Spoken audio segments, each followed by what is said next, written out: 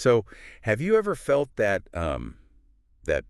familiar pang of dread before your annual performance review? Oh, definitely. That feeling that it's just going to be a box-ticking exercise, maybe a look back at mistakes, or honestly, just a massive drain on everyone's time? Yeah, Well, you're definitely not alone. For decades, performance management has often felt like this laborious administrative burden. right. It's often missed the mark on real growth and inspiration. But here's what's really interesting.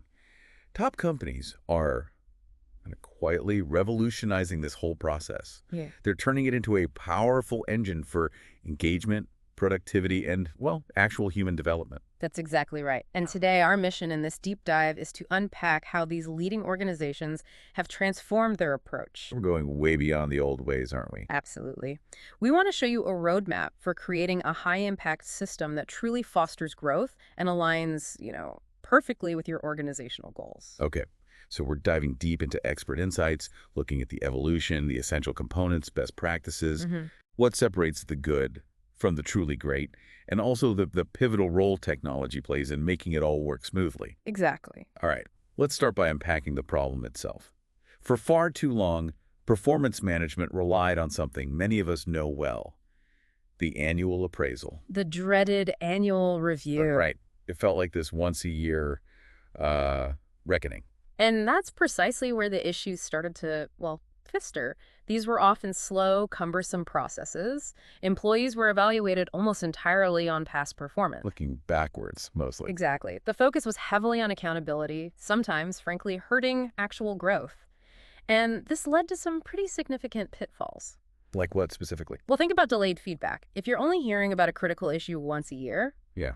that feedback is often really outdated, and its usefulness is pretty limited by then. I actually saw a situation once where an employee kept making this small, very correctable error for almost 10 months. 10 months. Wow. Yeah, because no one gave timely feedback, it led to huge rework later on. Imagine the frustration on everyone's part. Hmm. What's the real cost of that kind of delay? I mean, beyond just being outdated, how does it maybe erode trust or stop someone from course correcting? Oh, the cost is immense. And it also tended to emphasize past mistakes, which, as you can imagine, is pretty discouraging. It doesn't really inspire improvement. Not motivating. Not at all. You want your team to learn and grow, Yeah. right? Dwelling on past failures doesn't usually get you there. And finally, there was this pervasive problem of low engagement. Right. Managers and employees alike often found the whole process just time-consuming, uninspiring, and frankly, a bit of a bureaucratic drain. If your team isn't bought into the process, they're just not going to invest in it. Okay, so that sounds like a painful reality for a lot of places. But this pain, it seems, has driven a pretty radical shift. The move to what's called continuous performance management. How does that really change the employee experience? It's a fundamental paradigm shift, really. Modern performance management embraces this idea of continuous dialogue, focusing on regular development-oriented conversations. Okay. A core piece here is regular check-ins. These are absolutely crucial for consistent, ongoing feedback, How often are we talking? often weekly or monthly, and they don't even need to be formal meetings. A quick, informal chat can significantly boost performance. So instead of one big, maybe scary conversation, it's more like lots of smaller, supportive ones. Yeah. It feels much more human. It absolutely is. And another key element is goal alignment. It's about making sure individual goals directly support the broader organizational objectives. Sounds tricky to get right. It can be challenging, yeah, but when individual goals line up with company-wide goals, the feedback becomes more cohesive, and it drives continuous improvement across the board. And a huge part of putting this continuous feedback into practice is targeted upskilling. Upskilling, okay. Yeah. How does that work? Well, say feedback shows a gap in data analysis skills. Instead of waiting for an annual review, companies might offer bite-sized microlearning modules right in the workflow. Oh, neat. Or maybe pair employees with internal experts for short-term mentorship. It makes skill development continuous and accessible, not just a one-off training event. And honestly, it's far more effective and lasting than punitive measures. Plus, it really boosts employee loyalty. It sounds like this change wasn't just a sudden aha moment, but driven by some pretty big shifts in the work world itself. What were the main forces behind this evolution? Yeah, there were several powerful drivers. Firstly, we're in a tight labor market. That's a big one. True. Companies absolutely need to keep their employees happy if they want to hold on to top talent. It's just So competitive out there. Definitely. Secondly, businesses today are just much more dynamic, more agile. Rapid changes in the market and workforce needs. They demand a more responsive performance management system. That makes perfect sense. You just can't rely on yearly reviews if your business is pivoting every quarter or the market's constantly shifting. Precisely. And there's also just a fundamental need for clear expectations. If employees don't really know what's expected of them, how can they perform at their best? Fair point. And finally, workers today, they don't just expect, they need growth opportunities and, a degree of autonomy over their work, provided it meets company standards, of course. These drivers all really highlight why organizations have to adopt more agile, employee-centric approaches. Okay, so we've seen the painful side of the old ways.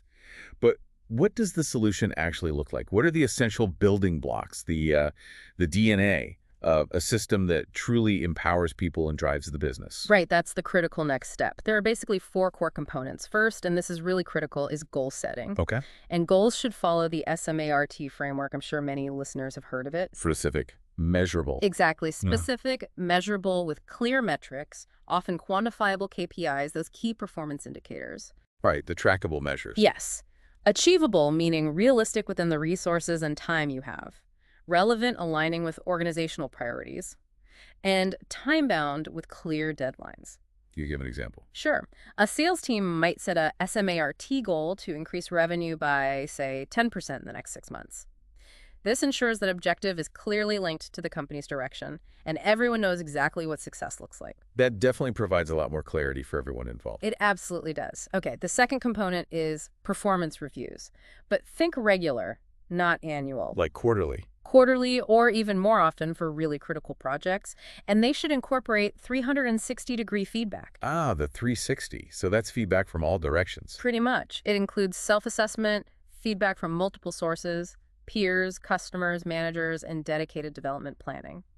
This whole comprehensive view helps spot growth areas a manager alone might miss. It gives a much richer picture.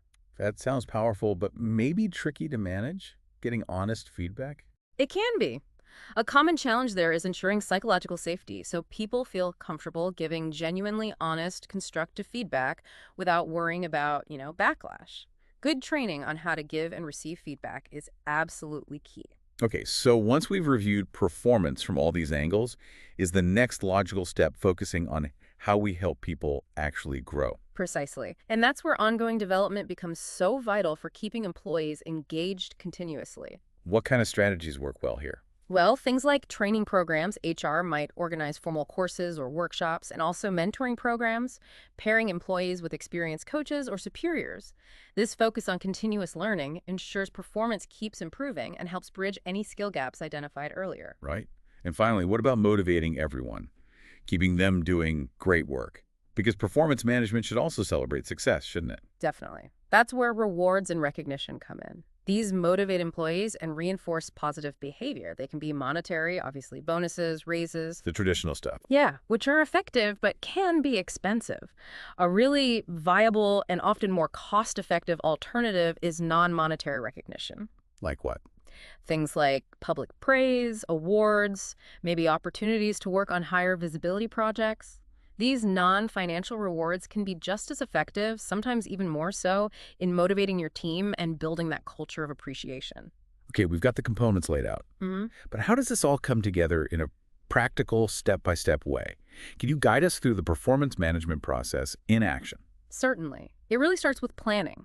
This means setting clear expectations up front, defining job roles and responsibilities so everyone knows what they need to achieve. Clarity from the start. Exactly. Establishing performance standards and, of course, setting those SMART goals we talked about. This ensures your team tackles projects with real clarity and purpose. Got it. Like that marketing team example. Yeah, exactly. A marketing team might plan to launch a campaign by Q2 with specific KPIs they want to improve compared to last time, maybe a 15% jump in lead conversion, something concrete like that. Yeah. Okay, crystal clear objectives right from the get-go. What's next in the cycle? Next up is monitoring. This means those regular check-ins to track progress, make sure things are on target. Using tools helps here, I imagine. Oh, definitely. Utilizing performance management tools can automate goal tracking and KPIs, keeping all that data current and easy to access. And crucially, you need to provide timely feedback. address issues early before they snowball and impact tasks or projects. This proactive monitoring really shifts the focus from damage control to continuous optimization. So it's about making those small course corrections along the way instead of waiting for a big crisis. That makes a lot of sense. Exactly right. Then we move into development. This phase is all about addressing any performance gaps and creating growth opportunities. Okay. You use the performance data you've gathered to pinpoint specific training needs, offer coaching or mentorship, maybe assign stretch projects to newer staff to help them build skills and confidence.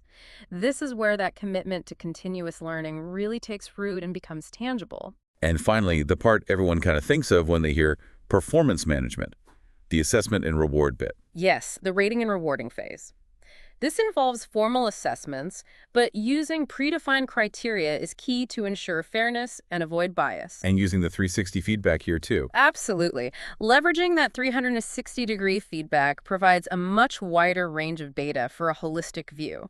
Then, naturally, you reward excellence raises, promotions, recognition. But here's a really critical point, and it often separates the leading organizations. Rather than just punishing underperformers, you give them a chance to improve first. With clear support, a development plan. This whole structured process ensures consistency, fairness, and ultimately effectiveness throughout the cycle. Okay, so this all sounds incredibly powerful on paper. But putting it into practice successfully, what are the key strategies, the best practices, and what are the common hurdles organizations tend to trip over? Oh, that's the real test, isn't it? Implementing it effectively. When it comes to best practices, those regular check-ins and feedback we mentioned are just paramount. How regular is ideal? Well, maybe bi-weekly meetings, for example. They keep performance on track, let managers address issues quickly, reinforce good work, and make sure individual efforts align with the bigger team and business goals. And it sounds like getting employees really involved in the process is a huge piece of this, too. Absolutely critical. Employee involvement and ownership in their own appraisal process significantly boosts engagement, encourage self-assessments that fosters accountability, and support goal setting that aligns their personal aspirations with the organization's objectives. Makes sense. What else? Furthermore, making data-driven decisions is crucial. Using analytics from performance management systems helps track KPIs and milestones automatically. This actually frees up HR to focus more on strategy. How so? Well, it helps identify performance trends objectively, which then informs decisions about training or resource allocation. It takes some of the guesswork out. But a common hurdle here is ensuring that data is used to empower employees, not just, police them. That's a really important distinction. Yeah. What about the managers themselves? They seem pivotal in all this. They absolutely are. So manager training is essential. You need to equip them to deliver constructive feedback effectively, right on the spot sometimes. It's not always easy. Definitely not. And training them to set effective goals and genuinely coach employees is vital. Emphasizing this training reduces conflict and dramatically enhances team performance. Now, even with these best practices, common pitfalls exist. Like what? You might run into a lack of manager buy-in. They might just see it as more admin work. Right. Or employee resistance to new systems, or even just simple time constraints that make regular reviews feel burdensome. So how do organizations navigate those challenges? How do they make sure these initiatives actually stick and don't just fizzle out? Good question. To tackle those challenges, successful strategies include offering really comprehensive manager training that clearly highlights the value for them, what's in it for them and their teams. Showing the benefit. Exactly. Clearly communicating the benefits to employees too, especially emphasizing the growth opportunities, and integrating performance management into daily workflows, often by leveraging technology smartly. These strategies help ensure smoother adoption and, ultimately, sustained success. That brings us perfectly to technology's role. How does performance management software really, transform this whole system? Technology is truly the great enabler here.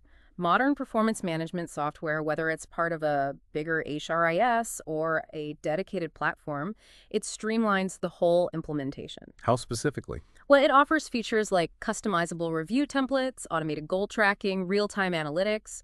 For instance, solutions like Sentrient, which are often tailored for specific regional compliance, like in Australia and New Zealand, offer robust features that just make the entire process more efficient and compliant. So it's not just about basic tracking. It's providing insights, ensuring you're following the rules, making it easier for everyone involved. Precisely. And when you're choosing the right tools, you really need to focus on ease of use and integration with your existing systems. Those are probably primary factors. What else should you look for? Other important things are customization. Can it fit your organization's specific needs? And crucially, robust data security. That's paramount for compliance with all the laws and regulations. The right tech should remove friction, not create more of it. Okay. So as we start to wrap up this deep dive, it's really clear that performance management isn't just about those dreaded annual reviews anymore. Not at all. It's fundamentally shifted, hasn't it, towards fostering continuous growth and aligning what individuals do with the broader mission of the organization. That's the core message, absolutely. It's about focusing on those SMART goals, Right. leveraging that comprehensive 360-degree feedback, and really prioritizing ongoing development. And we've seen how top companies like Google and Adobe have demonstrated real success with innovative strategies. Right, like Google's OKRs. Yeah, take Google's objectives and key results. It's not just about setting goals, it's about the radical transparency. Everyone's OKRs, right from the CEO down, are publicly accessible internally. Wow, really? Yeah, and that fosters this incredible level of collective accountability and cross-functional alignment. It truly transforms how teams collaborate and pushes insights way beyond traditional silos. So, thinking about all this, what does it mean for you, our listener? How might shifting your own organization's focus from just, evaluating the past to actively cultivating future potential, how might that fundamentally change not just individual performance, but the entire culture of your organization? It's a powerful thought. We really encourage you to assess your current approach and just consider the possibilities of moving towards a truly growth-oriented system.